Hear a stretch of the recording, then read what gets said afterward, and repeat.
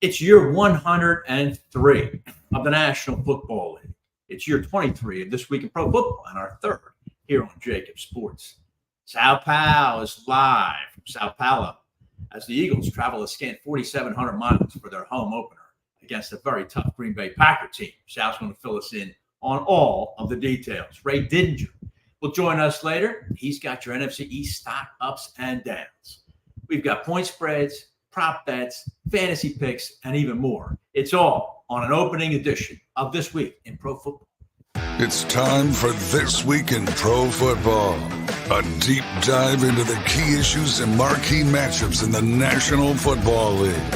For the next 60 minutes, we invite you to sit back or lean in with host Pat Callahan as we preview the week's Eagles matchup, big games, breaking stories, and all news NFL.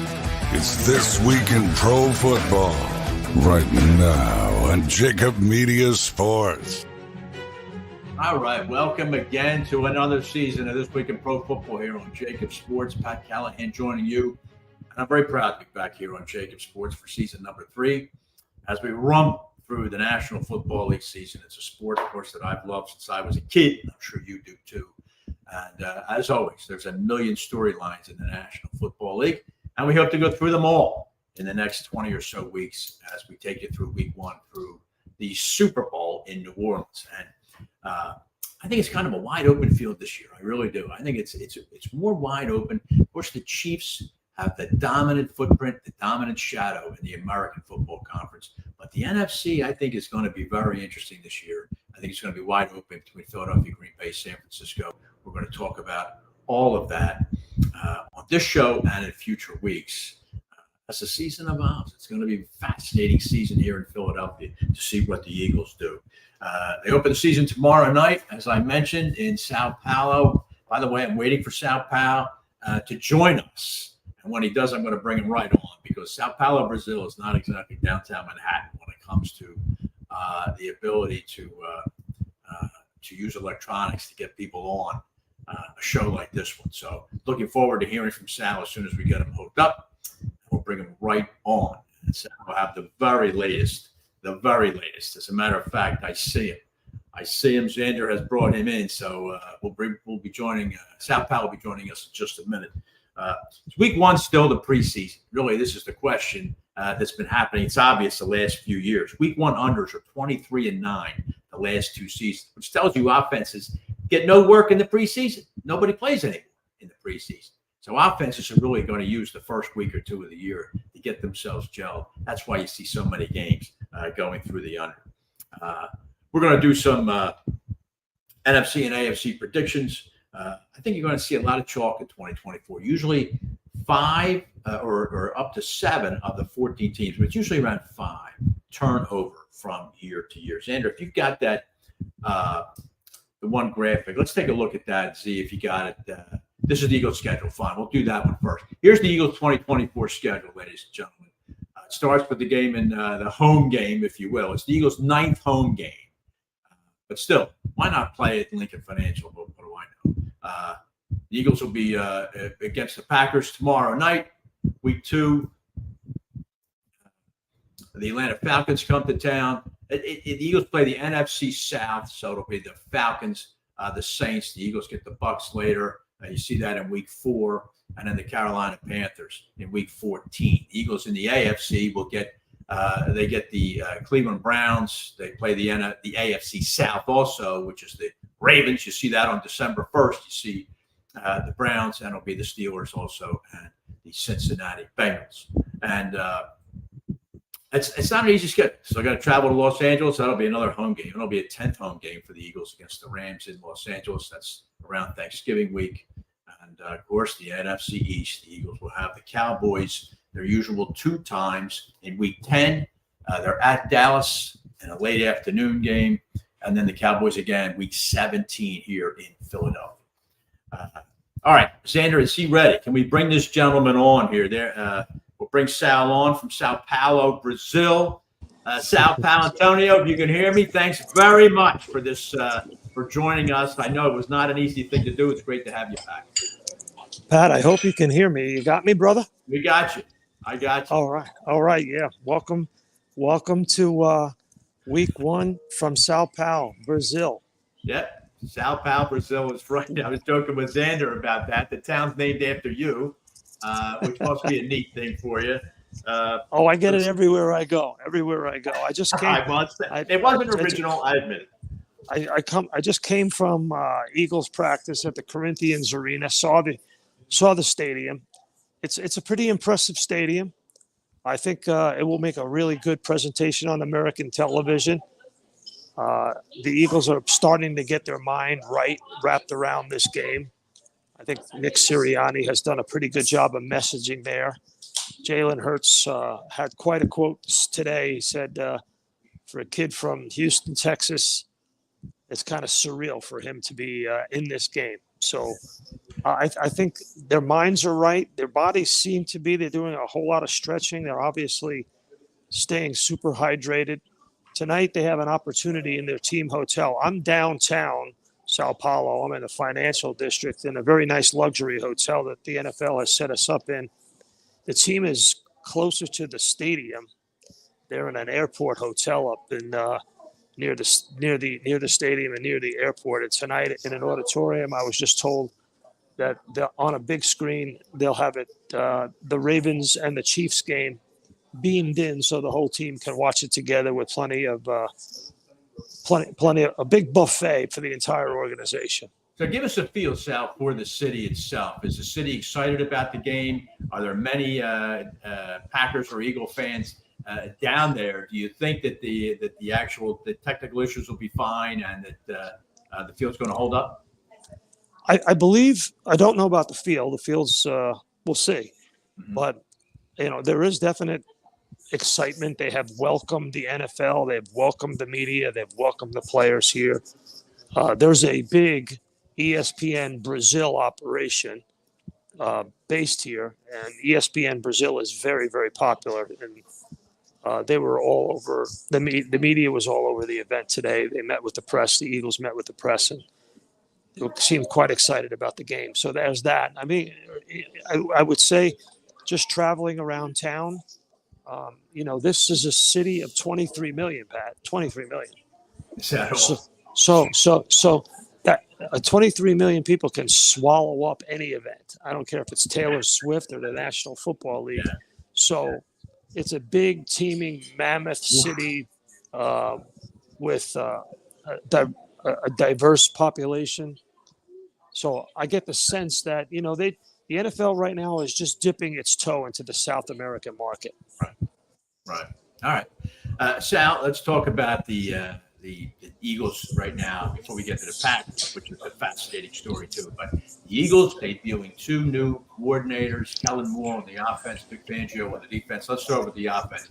What kind of a feel do you get? Where do you think the Eagles are coming into this game offensively? Obviously, off a very tough 1-6 finish in 2023. Well, I think, Pat, their hope offensively, and it will start against the Packers, is to create mismatches, matchup problems individually with their talent and their speed and their strength. And then with a lot of pre-snap movement, a lot of formation variation. We were not allowed to film any portion of the walkthrough today. They closed off all the cameras after the stretching because, they don't want anybody to see what kind of complexity they are installing. Last year, they were last in pre-snap motion. This year under Kellen Moore, they will get more eye candy for defenses to confuse them. So, I think that's the number one thing. I think the addition of Johan Dotson is interesting because they really felt like they needed one more guy with speed who can win in the red zone. He had a lot of drops last year. He didn't have a lot of catches per target. Yeah. No, I'm sorry. I misspoke. Catches per route. Okay. So that means that he was out in a lot of pass routes that didn't bear fruit for whoever was playing quarterback, whether it was Carson Wentz or Taylor Heineke or whoever. Yeah. Well, Sal, the team they're playing tomorrow night is ample evidence of a team that if you could field three really good wide receivers on a given play, I think it helps you exponentially as opposed to the Eagles really having the two. What do you think, with or without Dotson? What can the Eagles do? What can they exploit against the Packers when the Eagle offense is on the field? Well, the hope is that you're creating a lot of one-on-ones. Right? They have a very good cover corner in Jareer Alexander. They also obviously spent a ton of money on the safety position. Jeff Hafley, their defensive coordinator for the Green Bay Packers, wants a more aggressive defensive profile. Matt LaFleur talked about that today from the Packers practice, just how important it was to change the culture on their defense, create pressure, create turnovers. I think what you'll see is a very aggressive front seven of the Packers tomorrow. You'll see a lot of 5 down linemen with 2 linebackers with a lot of man-to-man coverage. So what does that mean when you only got 2 linebackers? What does that spell? What do you want to do? You want to get the ball to Saquon Barkley. Yeah.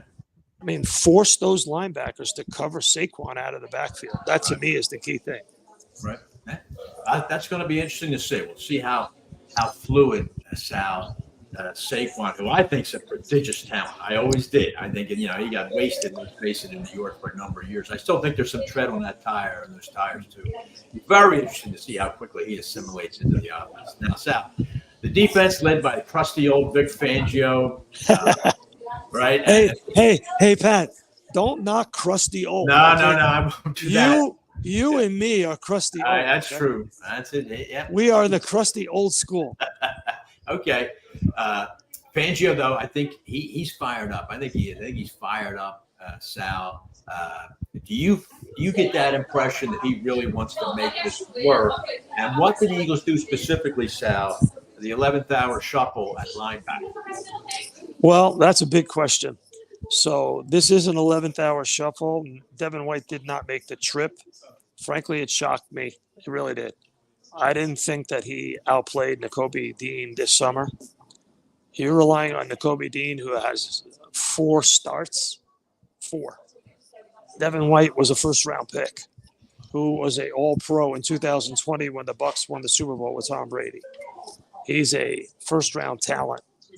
Did he play well last year? No, because he wanted a better contract. Right. And I figured that he was going to – I mean, he was doing a whole lot of really important leadership things this summer, texting players, making sure he was available to the media, being involved in every aspect of what you would expect a middle linebacker to do. Vic Fangio talked him up this summer. So I don't know what happened there. Yeah. We won't know until we get a chance to really talk to Devin White. But Nakobe Dean, followed by Zach Bond, who comes over from the Saints, and Jeremiah Trotter Jr. Nakobe Dean's got to stay on the field. Yeah. That's a big issue. Yeah. Sal, you sent me an amazing group of statistics in advance of this show tonight. That's what I do, Pat. One of which really struck me, Sal, many of them, one of many, but this one I think is fascinating. In 30 years, the Green Bay Packers have opened the season with only 3 quarterbacks. No other team has had fewer than 6.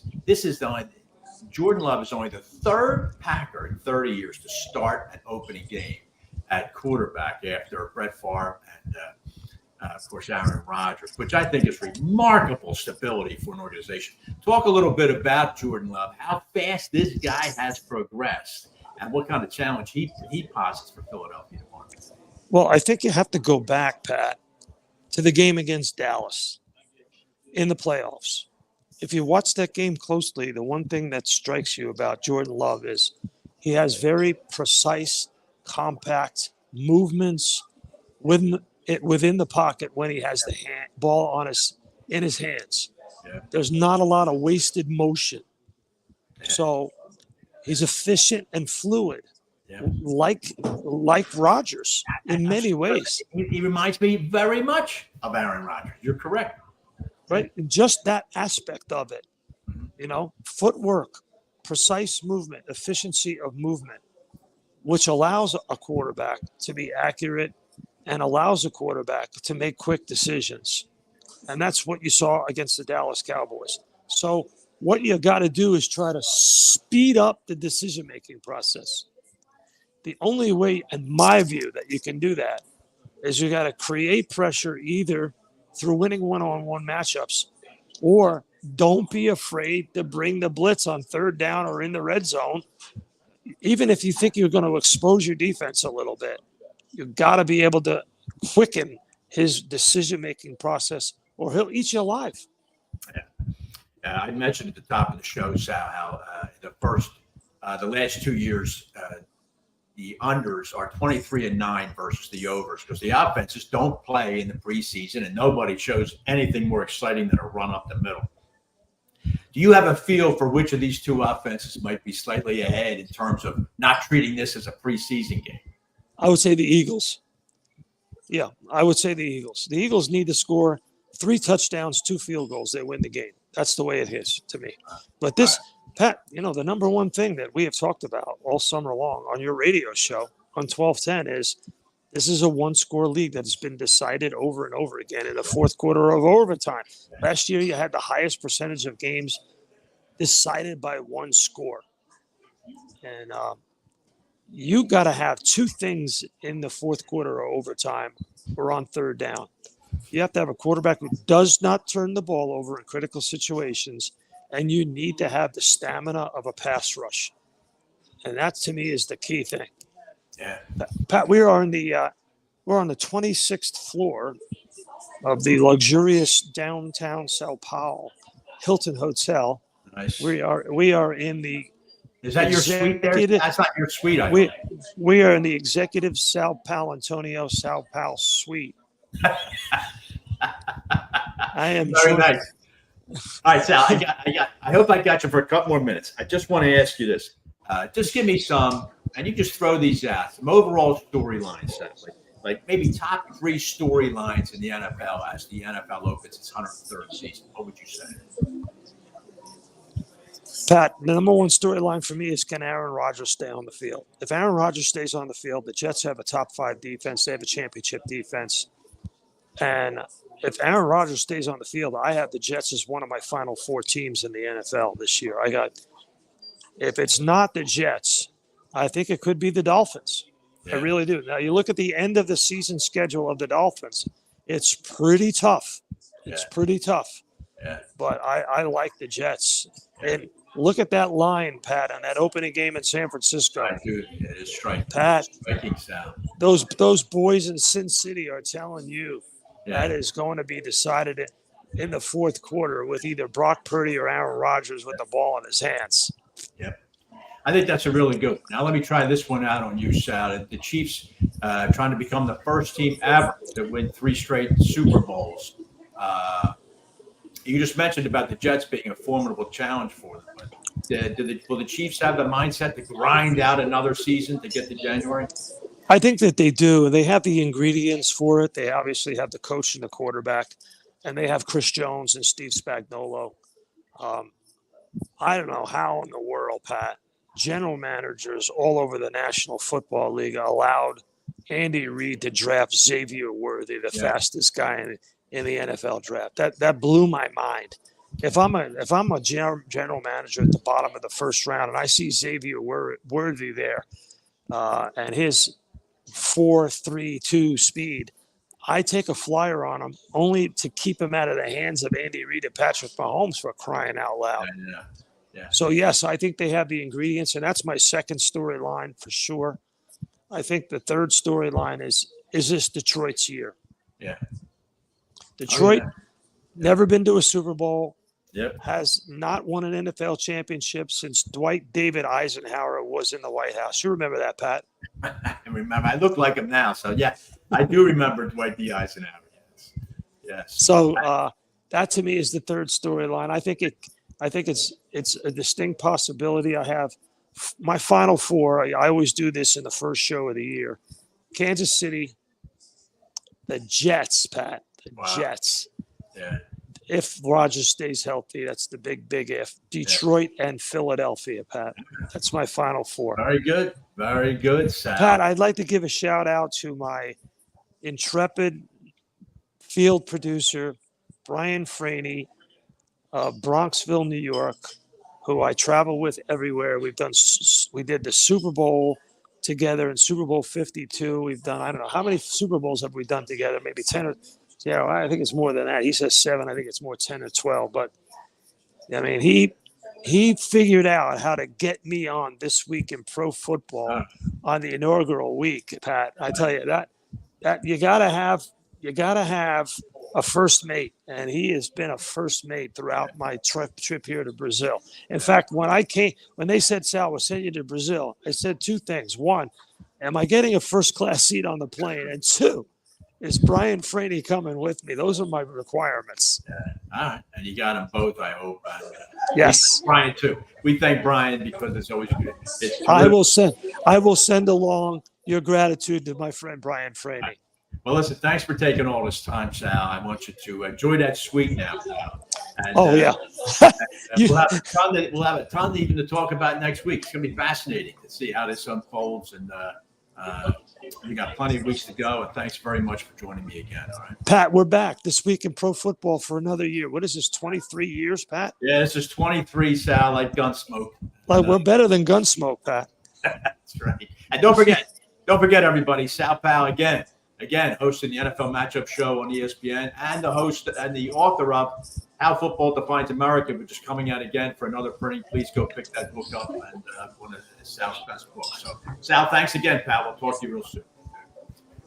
All right. That was great of Sal to join me there from only 4,700 miles away. Thanks very much to Xander for being able to piece that together. Let's take a break here. When we get back, I'm going to give you some predictions for how I think this season's going to unfold. We'll look at it compared to 23 and tons more here on the opening edition of This Week in Pro Football.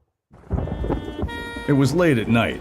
I was browsing KennedyAuto.com when there was a knock at my door. Hey, baby, what you doing? Buying a car from John Kennedy Ford. Online? I let her in on the secret. KennedyAuto.com makes car buying easy. That got her attention. Can I go for a ride? Let me get my coat. KennedyAuto.com. Enjoy your ride. Discover the essence of true community banking with First Bank, your trusted partner across eastern Pennsylvania and New Jersey. Their network of branches brings you convenient access to dedicated personal bankers who understand your unique needs. At First Bank, you're not just a customer, you're a valued member of the community. Additionally, they are excited to announce the opening of 2 new branches in Media, Pennsylvania and Trenton, New Jersey, bringing their personalized banking services even closer to you.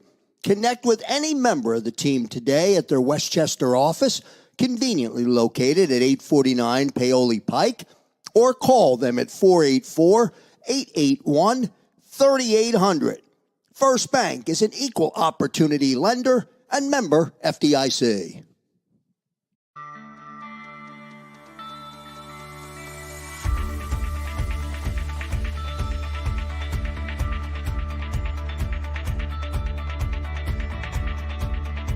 Hi, I'm Jim Muehlbronner, Managing Partner at Del Val Insurance Group.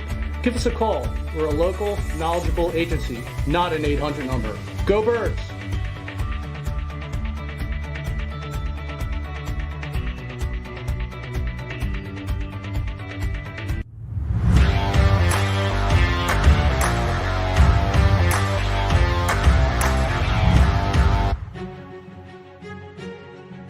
Hi, welcome back to This Week in Pro Football. Pat Callahan joining you.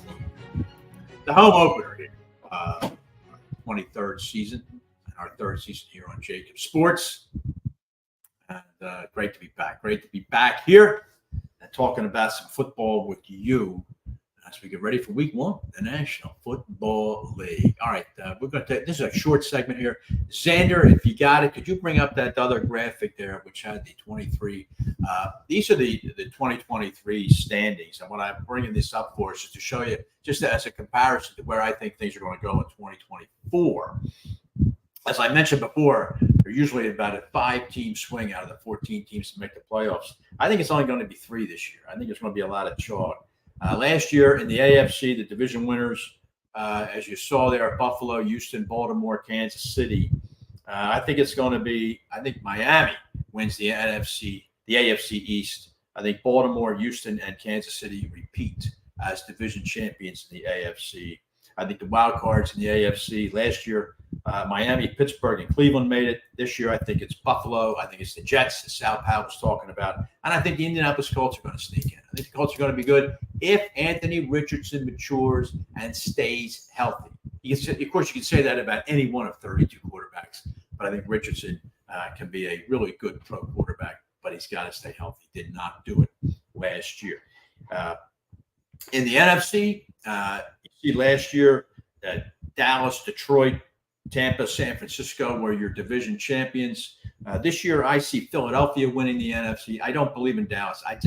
We're going to talk to Ray Didinger about that at the bottom or the top of the next hour about the Cowboys and whether or not the window's closing in Dallas. I think it's an interesting discussion. But I think Philly wins the NFC East. They should have won it last year.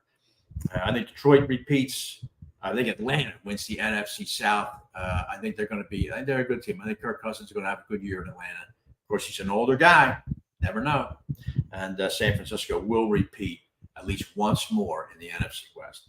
Last year, the Eagles, Rams, and Packers were wild cards. This year, Dallas, the Rams, and Packers. That's what I'm saying. I don't think there's going to be much change here.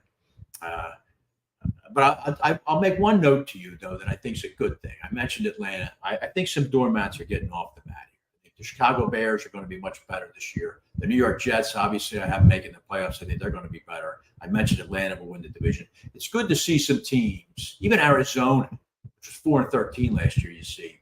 I think it's going to be a much better team this year. So some teams that have just been doormats are going to get off the mat. But you know what? It's about time they do. They sit at the top of the draft order every single year. Remember, in the NFL, it's not like a fantasy draft that snakes back and forth. Arizona, if they get the top pick, they get the top pick every round. It's about time you get off the mat. But I think it's a good thing for the NFL. Some teams are going to start getting off. I think in terms of the conference championships, Sal was mentioning Philadelphia. And I think who did Sal say? I think he said the Jets, I think, or Kansas City in the AFC. I've got the conference champion is Detroit. I think the Lions are going to go. I think the Lions are going to go, and they're going to beat San Francisco. I think the Lions are going to go to the Super Bowl, and I think in the AFC it's going to be Baltimore and Kansas City. I think Baltimore will make the Super Bowl. I think the Lions, that's going to be a fascinating Super Bowl. I'm not sure, but I think I'm going to go with Detroit. I think Detroit has the chance to finally, as Sal mentioned, after only 67 years, win an NFL championship. All right, we get back. We're going to introduce you to Bill Reinhard. We're going to talk some fantasy football. Bill's with Fantasy Guru. And we're going to set your fantasy lineups for week 1 here on This Week in Pro Football. Welcome to Park Bank, a return to better banking. With 7 locations across Philadelphia and South Jersey, we prioritize your financial well-being with a blend of modern amenities and traditional customer service. Our professional team is dedicated to providing tailored banking solutions, whether you are opening your first account, planning for retirement, or expanding your business. Our services include a wide range of personal and business banking options with competitive deposit rates and products. We are committed to making your banking experience seamless and efficient, with the latest technology at your fingertips and the personalized support you deserve. Park Bank, your community. For more information, go to parkbank.com. That's Park, P-A-R-K-E, bank.com. Member FDIC. Concrete Cutting Systems Incorporated is the concrete cutting specialist in the Philadelphia area since 1995. And they've become the specialist in the Pittsburgh area as well. These guys are celebrating 28 years as the industry leader in the field of concrete cutting and robotic demolition. So if you have a project that requires any type of concrete cutting or drilling, concrete demolition, or interior excavating, call the specialist, Concrete Cutting Systems, located at 2514 Orthodox Street in the heart of Philly. Call them at 215-533-0652. With a fleet of over 70 service trucks, Concrete Cutting Systems Incorporated is always ready to service all of your concrete cutting, drilling, and concrete demolition and highway sealing needs. These guys are the only full union concrete cutting company based in Philadelphia. So don't delay. Call the boys today at 215-533-0652. And be sure to check them out on Facebook and Instagram at CCSINC_Phila or on the web at concretecuttingsystems.net.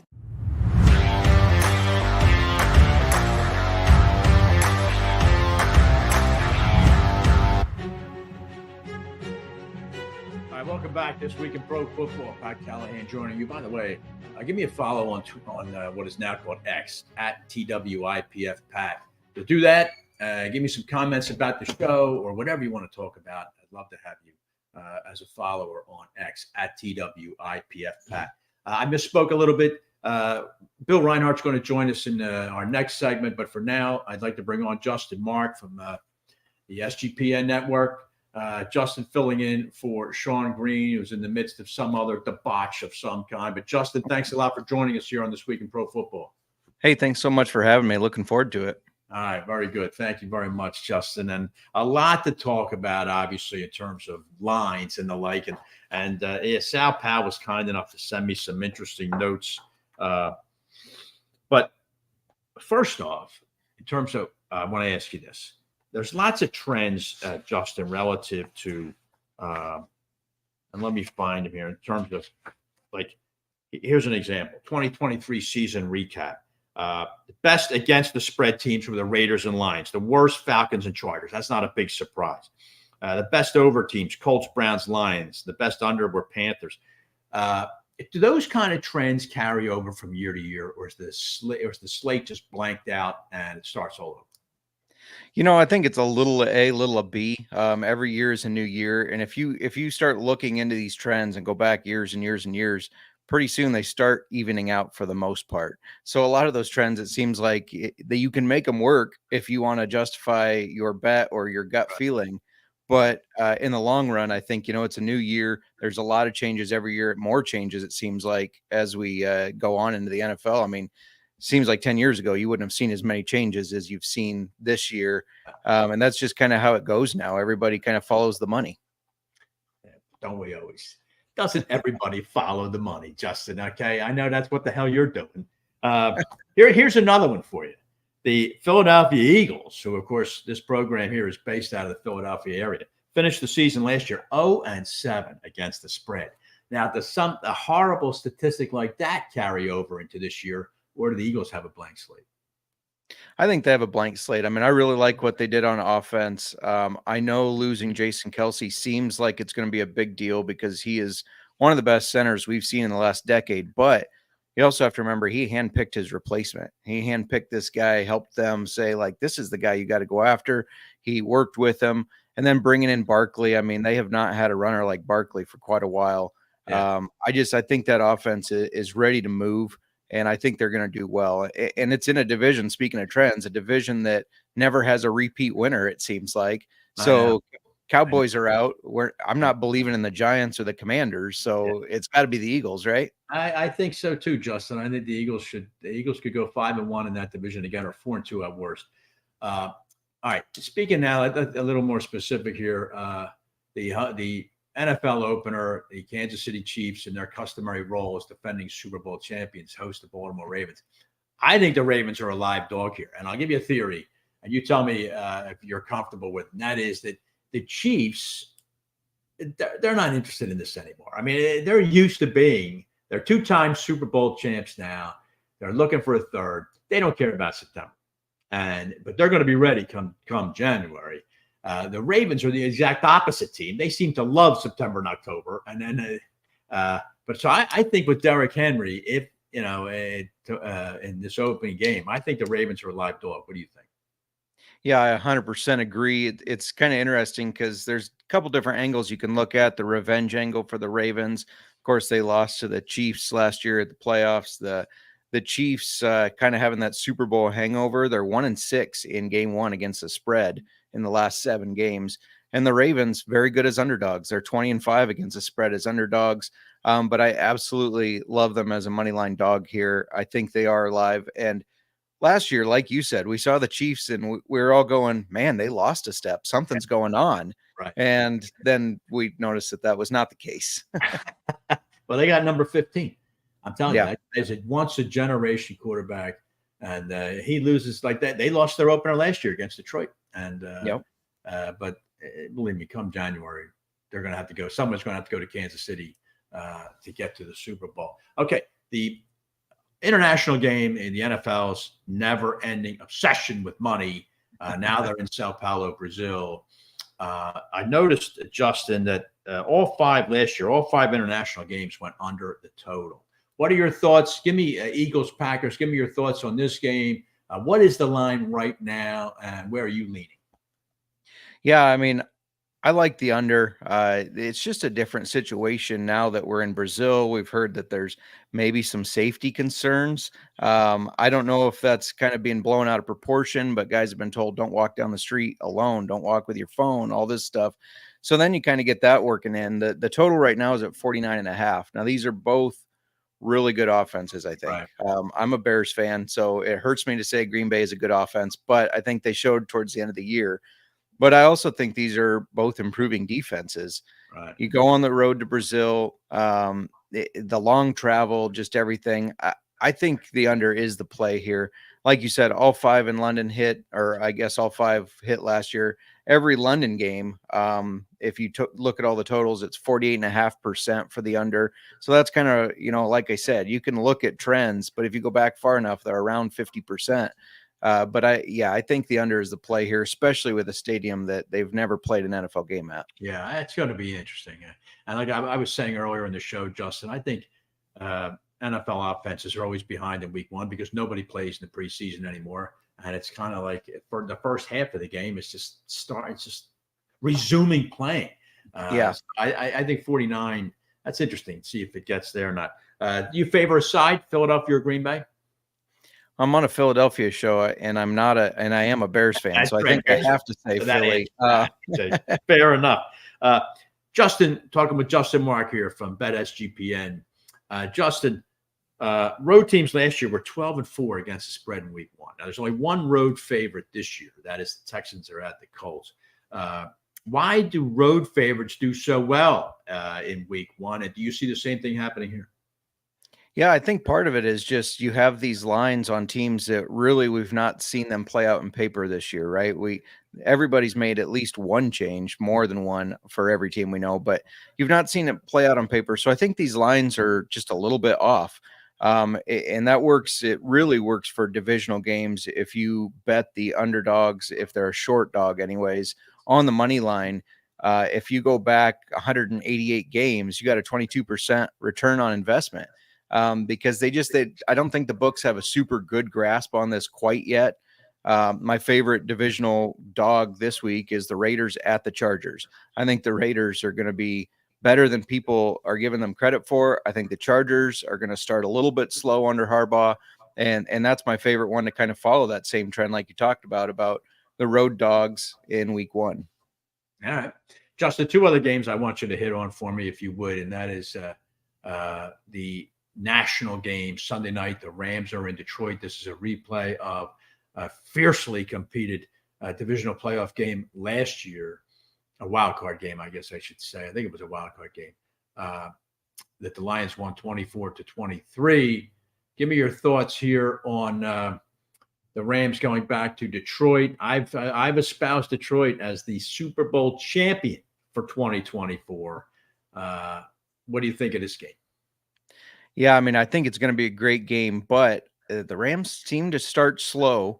And Jared Goff, I know in the years, if you've ever followed one of my podcasts, I've heckled him a little bit, but he's 7-0 in week one. He's 7-0 against the spread. You can't argue with that. No. Rams are 4-10 against the NFC North in the last 14 games. I think Detroit's going to be able to control this game, and we're going to have to see how the Rams adjust to not having Aaron Donald. That's a generational talent that they now don't have. I know. The Rams sometimes are a strange team. They traded away to their middle linebacker for nothing. I mean, for absolutely nothing. in the last year of his contract. Sometimes the Rams are strange, and I've always been a Rams fan. The other game I wanted to mention to you was Sal made some extensive mention of this, the New York Jets traveling to San Francisco. And the number is a little surprising to me, Justin, that the 49ers are not a larger favorite. What are your thoughts on this game Monday night? Yeah, I think for me, they're not a larger favorite just because the Jets defense is so good. It's probably the best defense in the NFL. I mean, that's why they were able to stay relevant last year. You got to take this with a grain of salt because I am a Bears fan, and I think Rodgers is cooked. I don't think he's got good football left in him. So I was listening to Sal say, if that comes down to the fourth and it's in Rodgers' hands, I don't think he can still perform at the level he used to where he pulls the magic off. Yeah. So I'm all over San Francisco on this one. However, I'm watching it closely. Christian McCaffrey is technically questionable. If he doesn't play, that's a huge blow. And then I am leaning towards the Jets. All right. That's interesting. We'll see if Aaron Rodgers adapts that Tom Brady, I want to survive method. You remember Brady his last couple of years. If anybody got near him, that ball was chucked. We'll see if Rodgers feels the same way, especially coming off what happened in the Monday night opener last year. He might be predisposed to do that, but it'll be interesting. I mentioned in the previous segment how it's great to see some teams getting off the mat. The Jets are a poster child for that, and I think Jet fans are absolutely dying to be relevant, and we'll see if they can pull it off. It'll be interesting to see all season long. Justin, Mark, I want to thank you very much for joining me. Tell me where people can find you and what content is out there of yours that people want to grab. Yeah, usually you can find me at my podcast, which is Old Fashioned Football Podcast. I co-host it with my fiercest fantasy football rival, which is my wife. And we talk fantasy football, a little bit of best bets, and then whiskey. We've had distillers on to talk about different whiskey. You joined us last year and you talked about that. I remember that. Yeah. Yes. So you're still doing that. Good for you, pal. Good for you. That must really juice up the arguments. I'm telling you, if you start mixing whiskey and fantasy football, that's a combustible thing, Justin. Be careful. Absolutely. We have some people in the comments that say somebody's sleeping on the couch tonight, and usually it's me. And it's usually going to be Justin. That's correct. Well, listen, thanks a lot for filling in, Justin. I appreciate it. Look forward to having you back this season. All right. Absolutely. Thank you. All right. Justin Mark joining me there from SGPN. I remember Justin. He's how about that? Does a podcast on football and one on whiskey. There you go. That's about as good a combination as you can get right there. All right, listen, we get back. I mentioned him in the last segment mistakenly, but now I promise you we're going to bring this guy on, Bill Reinhard from Fantasy Guru. We're going to talk some fantasy football next on the opening edition of This Week in Pro Football. What on earth are you doing? We have dinner reservations in 15 minutes. I'm trying to figure out who to start in my fantasy football lineup. Every website I check has a different opinion. It's driving me crazy. How do you set your lineup so fast? I have a secret weapon that will blow your mind. Wow. What's the secret? I've been using fantasyguru.com for all of my fantasy football decisions. Fantasyguru.com? Isn't that with that crazy guy, Jeff Mans? You mean the legendary fantasy guru, Jeff Mans? He's a genius. Fantasyguru.com has everything you need to dominate your league. Starts, sits, busts. It's like having a fantasy football expert panel in your corner. Wow, fantasyguru.com. But I feel like you're cheating on me. How do you think I won our league last year? Fantasyguru.com. It'll feel like you're cheating, but you're not. Join fantasyguru.com today. Use the code NEW30 for 30% off instant savings. Evolution Energy Partners has helped hundreds of businesses save millions of dollars on their energy spent. They offer electricity and gas procurement strategies, efficiency audits and engineering and financing solutions, as well as online utility bill management. To learn how your business can save, visit www.evolutionep.com or contact Chuck Herschella at 610-329-8288. Evolution Energy Partners, energy solutions to improve your bottom line. At Whistler Pearlstein LLP, we assemble the most effective team to handle all of your legal needs. There are players and pretenders, but our hustle and heart set us apart. In practice now for over 75 years, we're proud to be one of the most prominent full-service law firms in the Philadelphia region. We offer 17 different areas of practice, including business, corporate, and tax education law, real estate, zoning, and land development, municipal law, and litigation. Our top-rated attorneys and staff are laser-focused on client success. We strive to provide outstanding legal counsel with the highest level of care and consideration. Let us show you the Whistler way. Learn more at WhistlerPearlstein.com or email Michael J. O'Donohue at mod@whistpearl.com. WhistlerPearlstein.com or mod@whistpearl.com.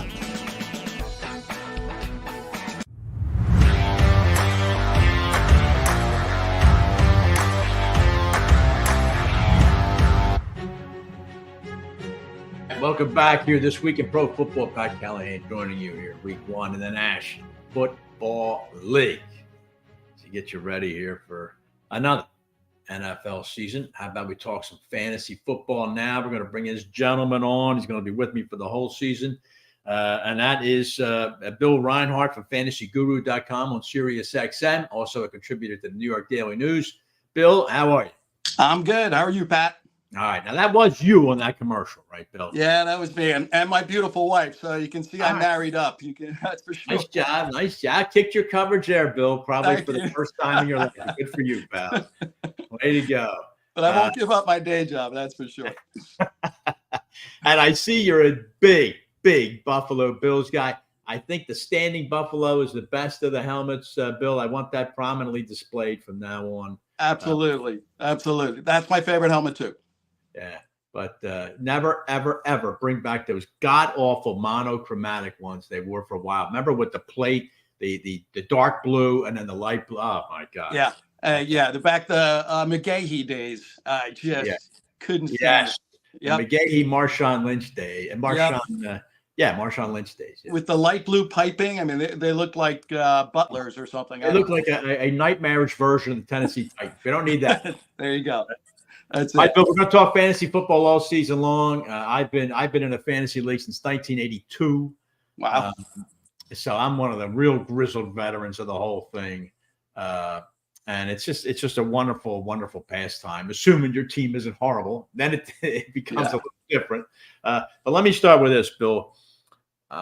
Who's in throughout the drafts, and I'm sure like most fantasy guys, you're probably in. How many leagues are you in? I'm only in 2.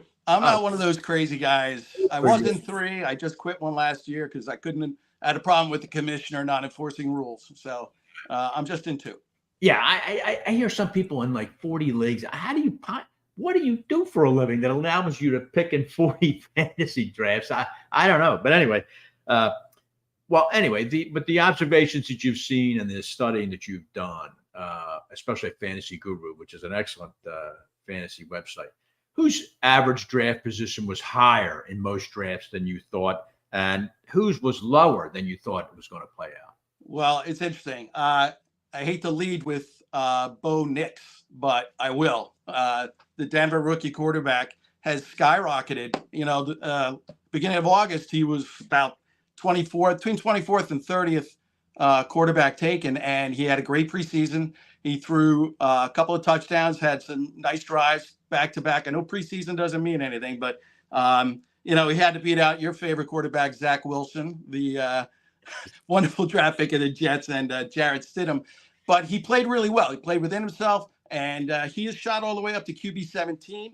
He's ahead of Deshaun Watson, ahead of Aaron Rodgers, ahead of Tua. So he's really risen up the charts. I'm not crazy about his targets, but Cortland Sutton's out there. They got rid of Tim Patrick, and I have no idea why. I mean, I was surprised too. Surprised with that too. But I'm not at all surprised I got rid of Jerry Jeudy. Might have been one of the overrated draft picks ever. Yeah, he's Cleveland's problem now. He's Cleveland's problem now. Soon for IR sooner rather than later. Who was lower in your opinion? Like who fell on boards that surprised you? Well, it's funny because it only makes sense, but everyone was taking Nick Chubb a month ago. And he was being taken as a top 15 running back. And I'm sitting here and they kept giving us reports saying he was benching, weights and squatting 500 pounds, running on the sideline, but he wasn't cutting. He wasn't practicing. Did you see that injury? That was the most devastating injury. That was worse than Joe Theismann, in my opinion. I thought his leg was coming off. Yeah. You don't come back from that in a year.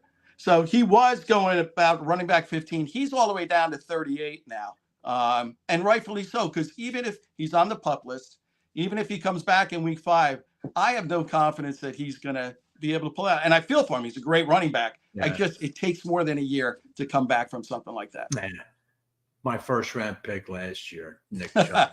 But you know what? I passed on Austin Eckler and took him. And I remember that last year, and I was right on Eckler. I knew Eckler was due. Yep. Let me segue for just talking about that sure. Bill, for a second. I'm a believer that there's a law of averages in fantasy football, and certain guys are really, really tipping the scales on it, meaning they're due for something to go wrong. And number one in my book's Christian McCaffrey. McCaffrey's not a big guy. He touches the ball 25 times a week. Do you think this might be a year where he finally gets dinged up enough and misses some substantial time?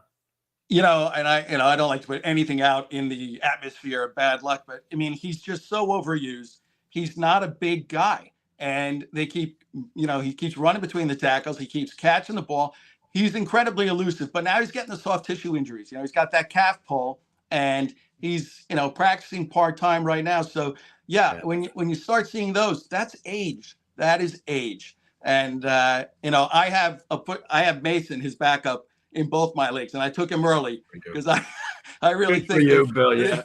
They put Mitchell on IR, so I have Mason. I think Mason's going to be a real sleeper pick this year. Let me tell you, I'm shocked Elijah Mitchell went on IR. I just couldn't believe the news. He must have missed 5 games for every game he's played in the NFL. That's an understatement. But anyway, Bill, let me talking with Bill Reinhard here from Fantasy Guru, which you can hear on Sirius XM. And you can follow Bill, too. He's a contributor for the New York Daily News.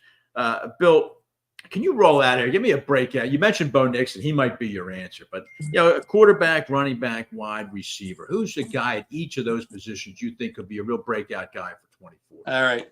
Another Jet quarterback. Sorry, but Sam Darnold out in Minnesota.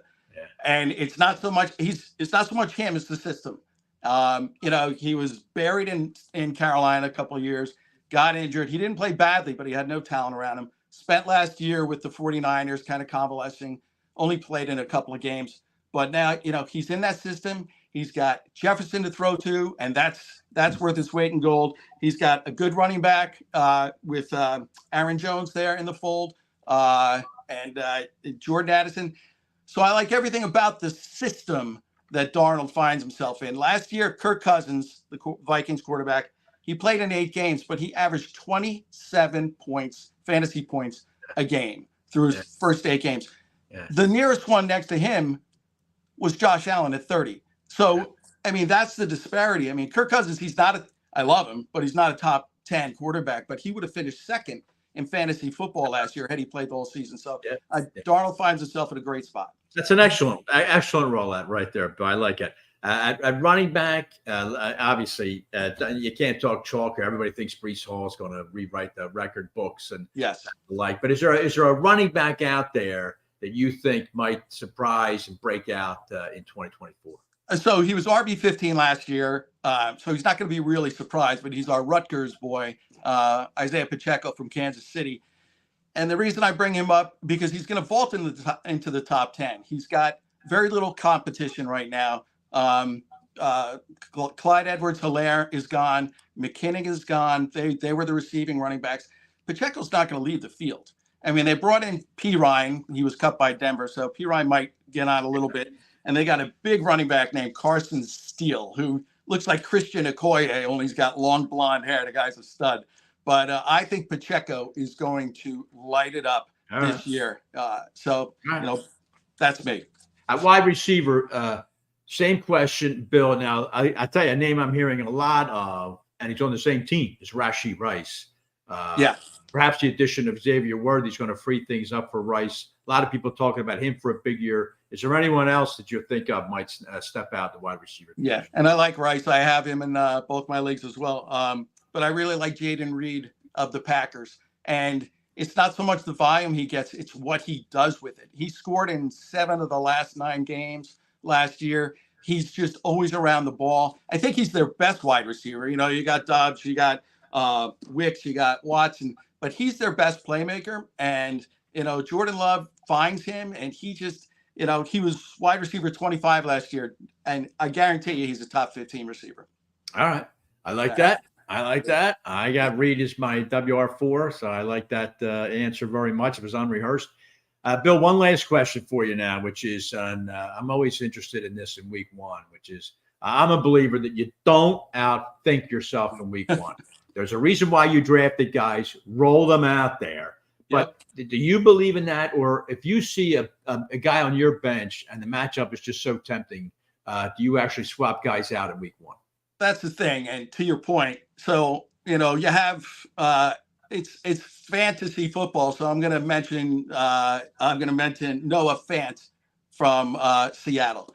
Right. He's in such a tight end friendly situation right now with Ryan Grubb coming over from Washington, who blew away all the records in collegiate football. They're playing the worst team against tight ends, which is Denver. And it's Denver's Fant's old team. So I see Fant going off this week. I see Metcalf and Lockett on the outside with Najigba in the slot. And then Fant just clearing out over the middle, beating the linebackers on a post or a slant. And, you know, I see him as a real solid play. Now, just make sure he's playing. He's got a toe issue. He's kind of been he did practice today, but make sure he's in the lineup. But he is my super sleeper for opening day. Okay. If Sunday he goes 2 for 9, I promise you, Bill, I won't mention a word of it next week. You're a liar. You're going to mention it. I know it. All right. Well, listen, Bill Reinhard, Fantasy Guru, tell everybody where they can find you, and especially over the weekend, you know, as we get closer to Sunday and guys are starting to sweat it out, where do they find you and what recommendations you might have? Thanks. My columns are every Thursday in the New York Daily News. I do my start sits, which I call Giddy Up and Woe Down. I'll give you, starts and sits at every position. And then I write for fantasyguru.com. That also comes out on Thursdays. And that's always kind of a weird take. They're super cool over there. They let me write about anything I want, but it's all fantasy based. So this week I just told people how I pick my starts and sits, the logic and the theory behind it, because there is a skill to it, believe it or not. And, if you pay to look at websites and buy the Daily News, you should at least listen to the advice that's offered. All right. Excellent. Bill Reinhard, thanks very much for joining me. I look forward to talking with you all season long here as you and I just ruin our autumn by fantasy football nonsense. Yeah. Look forward to it very much, Bill. Thanks. One thing, Pat, go Bills. All right. Go Bills it is. Thank you very much. We'll talk to you next.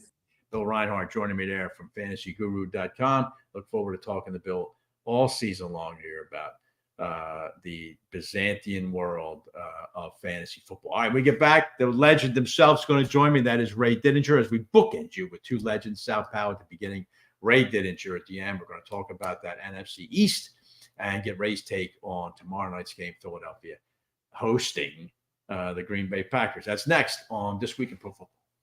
Somewhere on the blue planet lies a hidden gem, nestled in the heart of lush greenery.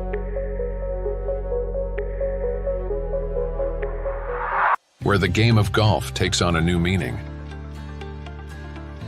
At Spring Mill Country Club, we offer an unparalleled golfing experience.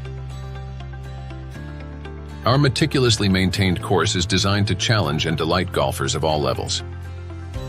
But that's not all.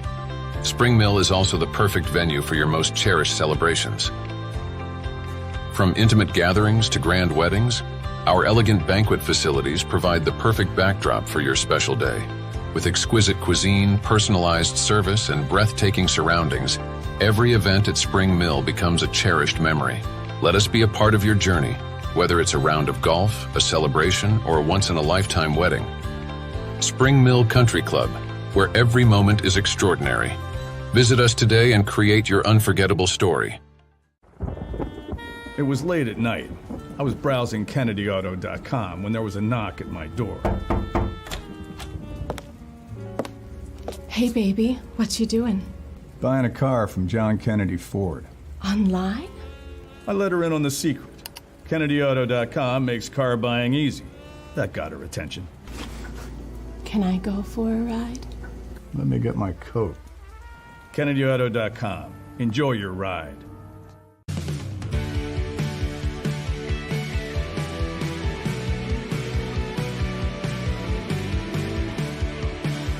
My name is Fran Salerno. I'm a managing director here at Del Valle Insurance Group. Been in the business for over 36 years, saving people money on their insurance needs. Give us a call. Let us help you custom design an insurance plan that meets both your needs and budget.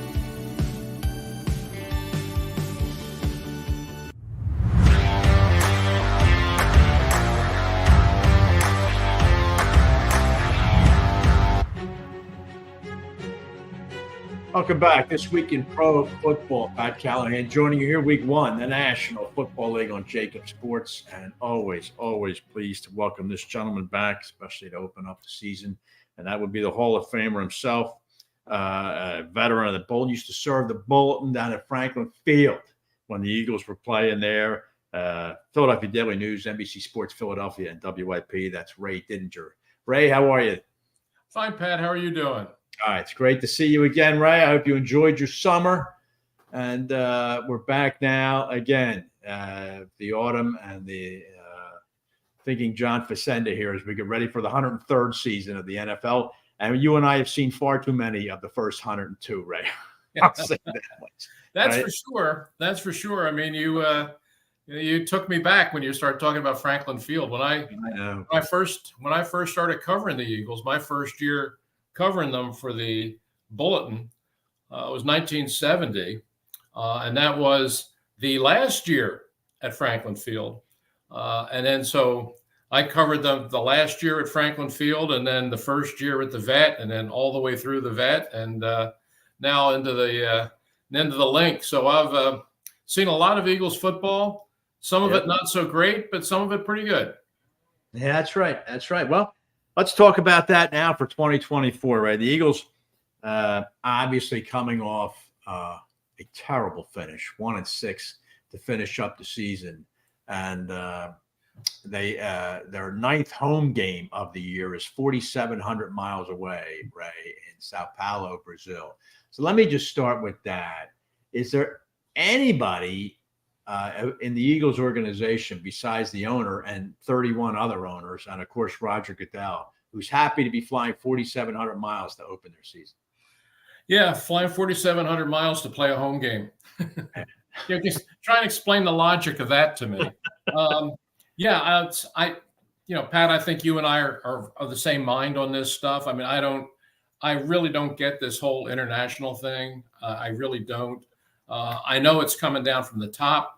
The powers that be on Park Avenue have decided that this is something that they really want to do. They want to make the NFL a global game, and so they're going to make all the coaches and players play these games. And I know I've been around football long enough, as have you, that you know how coaches' minds work and you know how players are routine oriented. So telling them that, oh, by the way, the opener is going to be in Sao Paulo, Brazil. The coaches what are they going to do? They got to go along with it. So they have no say in it. Yeah. But I mean, they all are grinding their teeth and saying, what the heck are we doing this for? So the only thing you hope for is that you get down there, you play the game, hopefully you get a W, and then you fly back and then, put it in the rearview mirror. But for now, this is not the way any sensible NFL franchise wants to start a season. Yeah, it's interesting, right? It's funny, and the NFLPA is talking about that Players Association. They rattle a lot of sabers, but the fact is, Ray, we already have a 17th game. There's no question in my mind we're going to an 18th game. Sure. These international games appear here to stay. I wonder sometimes what the NFLPA does for a living. The only thing I guess they seem to want is just keep giving us an increasing share of that money pie, and we'll put up with everything else. Yeah, I mean that's exactly the way it looks. I mean they've got the salary cap keeps going up. The players get more money. And ultimately, that's what they want. I remember going back a ways now when I was still at the newspaper and covering back in the days when you actually had NFL strikes. You actually had players, the season stopped because the players went on strike. Gene Upshaw was the head of the NFLPA, and I had a pretty good relationship with Gene going back to his days as a player. And we had a lot of conversations about what is the union fighting for here? What are you trying to accomplish? And I always said to Gene, I said, what you should be fighting for are things like healthcare and better pensions, and guys having, if you're a vested player, if you get your 5 years in, that you have health insurance for the rest of your life, so that when your knees are replaced and your hips are replaced, that the league's paying for it. Trying to fight to get artificial turf out of the game. All of these issues that are really critical to a player's career and his life post-career. Well, that's the thing that unions are supposed to be fighting for. Right. But they're not. It's the first thing that would come off the negotiating table. Exactly. And what Gene said to me was, he said, look, I agree with everything you're saying here, but you got to understand, I bring it to the players, and the players just say, I want the money. There you go. I want money like right now. Right. And I understand that they're 22, 23, 24-year-old guys. They're not long-term thinkers. Right. But somebody really should have sat them down and explained, look, fellas, when you're 40, 50, I know you don't want to think about it, but when you're 40, 50 years old, this is the stuff that's going to be important to you. A pension, health care. Well, they didn't want to hear that. Just get the money on the table right now. And as a result, the union and Upshaw, who was doing most of the negotiating with Paul Tagliabue, we kind of felt like his hands were tied. 4 or 5 years ago, I did a tour of Lincoln Financial with a bank that I did business with, which at that time was the official bank sponsor of the Philadelphia Eagles. And a bank representative there told me that the league had a 401k plan that had a 300% match. And not one Eagle was enrolled in the plan. Not one. So that just speaks to exactly what you were talking about. But enough of that. Let me ask you this now. I'm interested in the fact, Ray, that the Eagles have 2 new coordinators this year.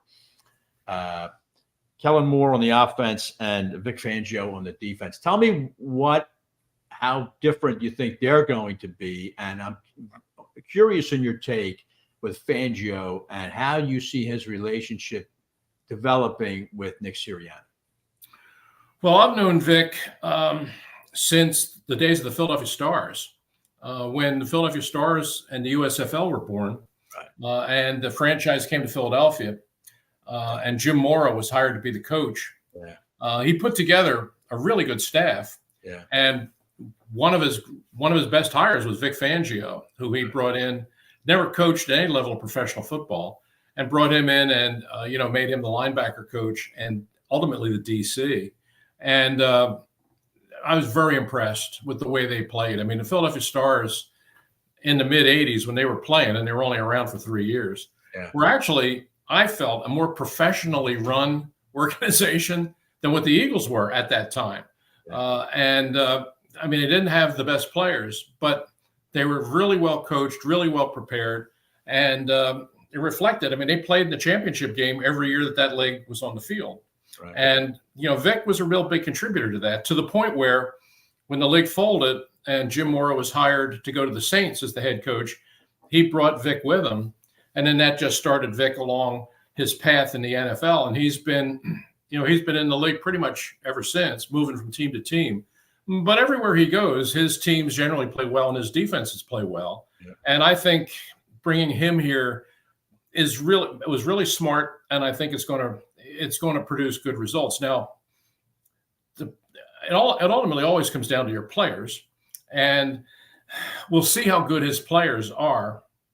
I think that if anybody watched them at the end of last year, their defensive secondary, honestly, for the last 4 or 5 weeks, there was no defense and no secondary in the NFL that played worse than the Eagles down the stretch. Their secondary play, and I watch a lot of film. You can name any team in the league. Nobody was playing worse pass defense than the Eagles were. And they were totally out of sync at the line of scrimmage. The linebackers and the defensive line looked like they were playing two different systems. So you had everything at the front seven was messed up because nobody was playing together. And then in the secondary, you were playing with a lot of guys who just couldn't cover. And that was pretty awful. Now, you've made some changes. You got some new people. And it's up to Vic now to put those pieces together and implement his system. But I think it has to be better than what we saw at the end of last year. And then, offensively, I think we kind of know what Kellen Moore brings. I mean, anybody that saw him as the OC in Dallas knows what kind of system he has. I think the Eagles offense, from the naked eye, from the fans watching tomorrow night, they didn't see anything in the preseason. No one does. Right. Unless you were at practice, you didn't see a lot of stuff, but it's a very different offense. I mean, you will, watching the game tomorrow night, you will see that right away. There's going to be a lot of shifting. There's going to be a lot of motion. There's going to be a lot of different formations. There's going to be a lot of stuff out there that's going to be a whole lot different than what you saw last year. And they certainly have the playmakers. What it's going to come down to ultimately is what it usually comes down to, and that's the quarterback play. If Jalen Hurts can regain the form of 2 years ago, then this team has a chance to be not just good, but a dynamic offensive team, given the players that they have. But the quarterback has to play better for them to be better. Right. Ray, talking with Ray Didinger here from NBC Sports Philadelphia, and of course, a member of the NFL Hall of Fame. Ray, just talking about Nick Sirianni, I mean, he doesn't strike me as a hands-off type coach, but now he's got two veteran coordinators, and it seems like he's kind of being shoehorned into more of a not a caretaker, but a game manager or more of a CEO type. Do you think he's fit for that? It's going to be different, and he's sort of acknowledged that he's got. I understand the principle that's at work here. What he's basically saying is, hey, I have two coordinators here that have done this before, been successful before, and really know what they're doing. And so I'm going to let them just coach, and I'm going to be the head coach. Yeah. And we'll see. I mean, it's a new role for him to be in that position, and he's sort of indicated it's going to be a little bit of an adjustment from that standpoint. But I actually think it's kind of a good idea, Pat. I've seen a lot of coaches who have benefited by taking a step back, and if now this is all predicated on the fact that you have two coordinators who are really good at their jobs. Right. You have two coordinators who are really good at their jobs. If you have that, then there's no reason for the head coach to be meddling with what they're doing. Let them coach their guys, and you do the things that a head coach has to be concerned with that apply to the whole team in the course on a Sunday afternoon or a Monday night or whatever. Right. Because there's a lot. I've always thought, and in talking to guys who have coached in the league, they always talk about how even the experienced coaches, even the Coughlins and the Shulas and the Schottenheimers, and going back to the day, the Knowles, the guys that I talked to, would all acknowledge there's a lot of stuff's going on during the course of a game. Right. And if you get too caught up in trying to coach one side of the ball, you really can lose sight of the other side of the ball. Right. And there's a lot of stuff, instant decisions that have to be made about when to challenge a player, what not to challenge, how to use your timeouts, how to deal with the clock. There's a lot of that stuff that has to be done with, that has to be decided by. And if you're really caught up in running the one phase of the game, or you're worried about calling the next play, stuff like that can just escape you, even if you're a veteran coach. Right. And so I think that Nick's idea, I think it reflects the fact that he really believes in both Moore and Fangio, and I think he's right in doing that. And if that's the case, then he can take a step back and be a true head coach on game day. It'll be a different role for him. It will be. But if the if the two coordinators are as good as I think they're going to be, to me, it kind of makes sense. Yeah. I don't know, Ray. I mean, it doesn't strike me as that mold. Do I have this name right? Was it Jim Lee Howe, who was coach of the Giants when Vince Lombardi was his offensive coordinator and Tom Landry was the defensive coordinator? Right. Sirianni doesn't strike me as compared to, say, a Bill Parcells. He had Bill Belichick as a defensive coordinator, and he was down his throat almost seemingly every game. It'll be interesting to see how Sirianni evolves. He had Parcells had Belichick running the defense, and he had Ron Earhart running the offense. Yeah, so it'll be funny to see, but it'll be interesting to see how that develops. Yeah, I mean, you brought up a great case with Jim Lee Howe and the old Giants of the 50s.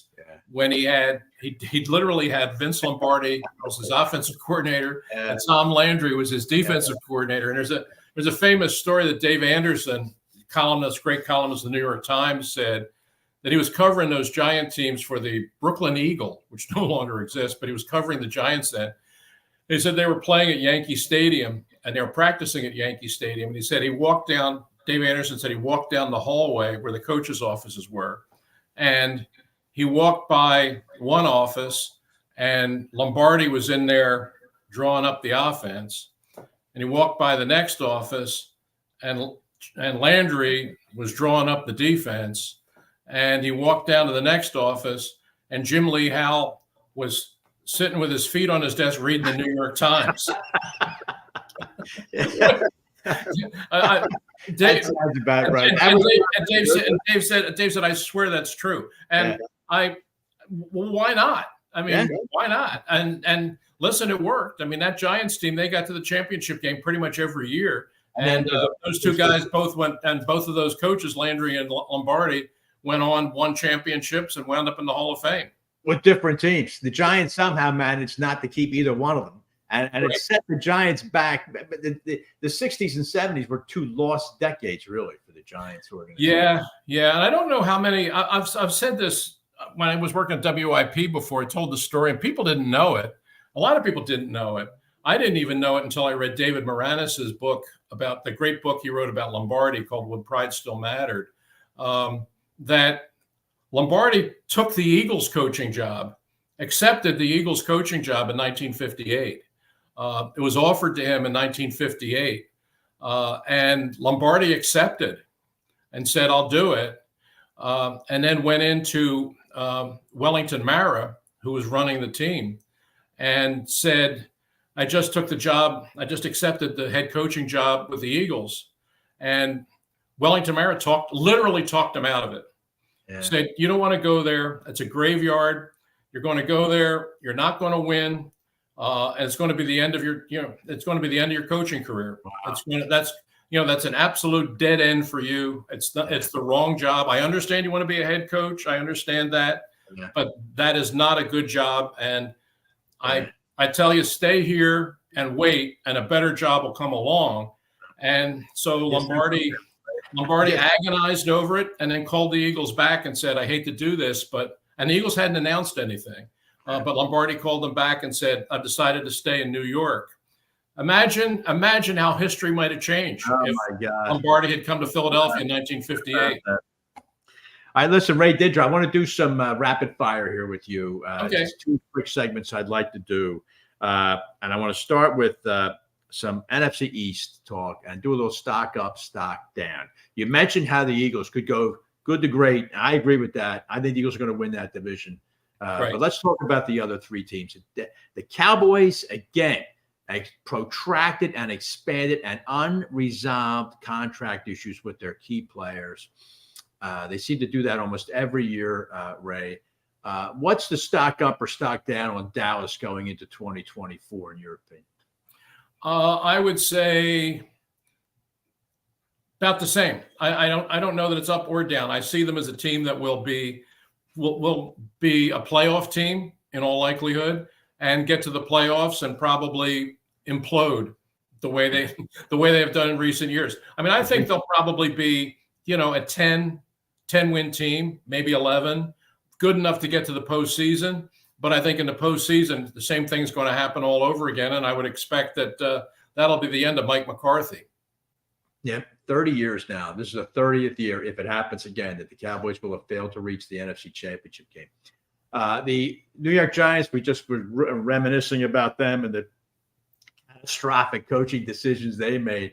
I am not big on the Giants, Ray. Give me your thoughts on them. Stock up, stock down. Probably down. I just don't see where they got any better, and I think they lost Saquon Barkley, I think he's going to have a real impact here in Philadelphia. I think he's going to come here and play very well. Right. They haven't really replaced him. They're putting a lot of stock in Daniel Jones. This will be his year. I mean, how many years have you said that? I just don't see it happening. No. The one bright light for them, if indeed there is one, is I think this kid Neighbors that they drafted the first round, the wide receiver, is a good, really good player. Really, really good player. I mean, he will be the best receiver that Jones has had to throw to up to this point. Will that be enough to make them a playoff team? I don't think so. Yeah. All right. And then the last team is the Washington Commanders. I mentioned earlier in this show, Ray, that I think it's a good year and that a lot of historical doormats are getting off the mat. The Bears, I think, are going to be competitive this year. The Falcons, I think, will be. The Jets, if Aaron Rodgers stays upright. The Commanders have been seemingly in the woods for years. Stock up or stock down on them in 2024? I would say stop pointing up, but probably not this year. I think they have a chance with this quarterback, with the kid they drafted, who I think has a chance to be really good. I don't know how good he's going to be this year as a rookie playing with a team that still has a lot of issues. But I think that they finally have a guy that they can build around and win with. But we're talking, in that case, a couple years down the road. You're talking about this year. I suspect it's probably going to be another struggling kind of year. I would be surprised. I actually would be surprised if they even made it to 8 wins. I think I see them as like a 6 or 7 win team, very similar to where I see the Giants. All right. And then the last thing I wanted to do with you, Ray, was I'm always interested in windows closing and looking at teams going into the season that I think they're facing basically a make or break year. Is this the last really good chance that a team's going to have to get deep into January? Let me hit you with a few teams and you tell me if I'm right. Buffalo. I mean, the Bills, I think, have not done a good job of surrounding their quarterback with Josh Allen with really, really good talent. And I think the window is closing on Buffalo. Agree or not? Yeah, I do. I think they have, as long as they've got Josh Allen, they've got a chance. I mean, I think he is that good. I don't know about how you feel, Pat. I mean, I'm a little bit surprised when he came out of school, when he came out of Wyoming. I wasn't sure he was going to be that good an NFL quarterback. To me, he just wasn't an accurate enough passer. Yeah. But to his credit, he worked at it, and he's made himself into a very, very good quarterback. I think one of the best. As long as they have him, I think they'll have a chance. But I think the defense has taken a step back, and the window closing. I think they probably have another year, maybe this year. But beyond that, I think they better do it this year, because I think beyond that it's going to be difficult. I think the San Francisco 49ers, Ray, are heading for cap hell. They're a talented team. They got a lot of talent, but they got some guys that are coming up with contract years so that they might lose. Is this the last year for this iteration of the 49ers to maybe finally get over the hump for Kyle Shanahan? Yeah, I think that right now I would probably still make them the favorite in the NFC. But I know what you're saying is that contractually they're going to have some really tough decisions to make, including how much are they willing to invest in Brock Purdy? Right. I mean, look, he's won a lot of games and he's played himself into a stature I don't think any of us really foresaw. but now he's going to want to get paid by one of the elite guys. Well, how far are you going to go with that? The one thing they have going for them is John Lynch is a really good general manager. I mean, for a guy who was a Hall of Fame player and was a broadcaster and got snatched out of the broadcast booth and handed this job, there were a lot of people that said, what are they doing? You know, what are his qualifications to be in that job? But what we found out is that John Lynch is a very, very smart guy, and he's done a really good job running that team. I think he's got a lot of challenges after this year. I agree with you. But I think Lynch is a smart enough and agile enough thinker that he'll figure it out. All right. And the last team, Ray, I wanted to run by you is the Ravens. I always laugh about the Ravens, and I talked about it earlier in the show that I think they're a real good live dog against Kansas City because Kansas City likes to win games in January, and Baltimore loves to win games in September and October. But the Ravens have just been doing this. They stockpile talent. They're a very good team, well-coached team. I love John Harbaugh, but they just don't get it done in January, mainly because of number 15 on Kansas City. But is there a window closing on the Ravens in terms of their ability to get finally get to a Super Bowl again? I don't know. I guess it depends on how you feel about Derrick Henry. You know, I mean, how much does he bring to that offense? I mean, Lamar Jackson clearly is still the key to it, but Henry gives them something that they haven't had before. The thing that would concern me as a Ravens fan is they've got a lot of change on the offensive line. I think they got 3 new starters in the offensive line, which to me is problematic. I would say I would probably still make them the favorite in that division. And as long as they have Lamar Jackson, I think you have to continue to mention them in that group of teams that have a chance. Yeah. But I think that a lot depends on how much Henry has left. If Henry can still has a lot of game left in him, then he can transform that offense into a better offense than we've seen up to this point. I just don't know right now how much he's got left. But I'm kind of in the mode of as long as Jackson is there and playing at an MVP level, they'll always have a chance. I think the signing of Henry, though, Ray, was an indication that the Ravens are all in this year. I don't think you can realistically think Derrick Henry's just going to keep going year after year the way he runs the ball. I think this year is their shot, and I think they're taking it. I think they can go deep, but I think this year is it for them. I think they're going to have to rethink this if they don't get there. Well, I think, I agree with that. I think that there is a feeling that they're kind of going for it this year. But I think the challenge is going to be how are you going to integrate Jackson and Henry in the same offense? Yeah. You know, it really, the offense really runs through Jackson, and Henry gives you another weapon that you hadn't had before. But the guy who makes that thing go is still Jackson, and he's still got to be the key guy there. But you said a minute ago, and I agree with you. I have always been a big John Harbaugh fan. I mean, going back to his days as special teams coach here in Philadelphia, I mean, I always thought that he was a guy that would, given the opportunity, would be a good head coach. And boy, he certainly has become that. And, you know, it's a little bit of a different team with some changes that have to be made. But it seems to me that John Harbaugh is a guy that always figures it out. All right. I do. I mean, that is true. What a great hire he has been for the Ravens. One of the great NFL coach. All right, Ray, I took up a ton of your time here. I appreciate the conversation. I guarantee you over the rest of this weekend, opening weekend, you won't say the name Jim Lee Hall again. Only on this show do we manage to get him into the discussion. But I appreciate you taking the time. I always love the discussion. I look forward to having you back. All right. It's always a pleasure, Pat. It's always a pleasure visiting with you, and look forward to talking to you again as the season goes on. All right, Ray. Thank you very much. The great Ray Didinger there, the Hall of Famer, joining me, and that'll do it. I've kept Xander way over time. I hope you enjoyed the opening show. It was great. I want to thank all my guests, Ray Didinger, Sal Paolantonio, Bill Reinhard, Justin Mark, for joining me, and I hope you enjoyed watching.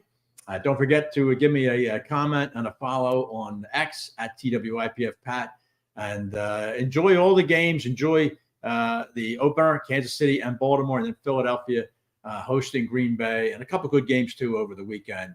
And we'll talk about all of it next week on week 2 of This Week in Pro Football.